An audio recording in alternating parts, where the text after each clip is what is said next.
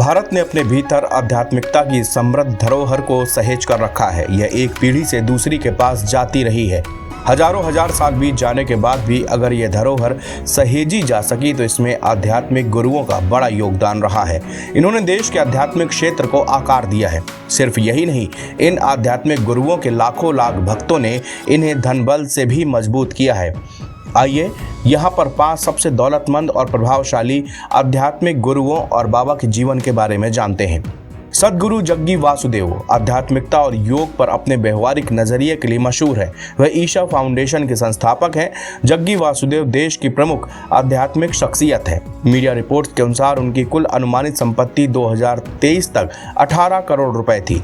दुनिया भर में उनके लाखों फॉलोअर हैं। सद्गुरु का प्रभाव उनके तमाम योग केंद्रों, शैक्षणिक संस्थानों और इकोलॉजी से जुड़ी परियोजनाओं तक फैला हुआ है। अपनी शिक्षाओं के जरिए वह इनर इंजीनियरिंग और समग्र जीवन सिद्धांतों पर ज्ञान देते हैं। बाबा रामदेव को घर घर तक योग पहुंचाने का श्रेय जाता है। योग गुरु बाबा रामदेव ने पतंजलि आयुर्वेद के जरिए देश की वेलनेस इंडस्ट्री में बड़े बदलाव की अगुवाई की है।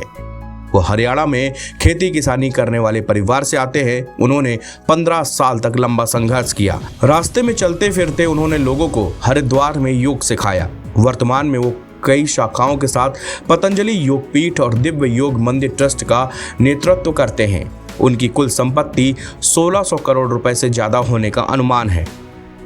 Shri Shri Ravishankar art of living foundation के संस्थापक है। अंतर्राष्ट्रीय स्तर पर उनकी आध्यात्मिक ख्याति है। वह शांति, ध्यान और मानवीय प्रयासों के प्रति अपनी अटूट प्रतिबद्धता के लिए जाने जाते हैं। 151 देशों में उनके 30 करोड़ से ज्यादा अनुयायी हैं। मीडिया रिपोर्ट्स के अनुसार श्री श्री रविशंकर ने 6 साल की उम्र में वैदिक साहित्य का अध्ययन शुरू कर दिया था। 17 साल की उम्र में उन्होंने अपनी शिक्षा पूरी कर ली थी। उनके आर्ट ऑफ लिविंग पाठ्यक्रमों ने दुनिया भर में लाखों लोगों के जीवन को प्रभावित किया है। उन्होंने तनाव मुक्त जीवन को बढ़ावा दिया है।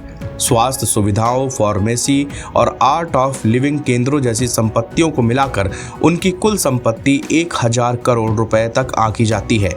माता अमृतानंदमयी केरल से हैं। उनका जन्म 27 सितंबर 1953 को हुआ था।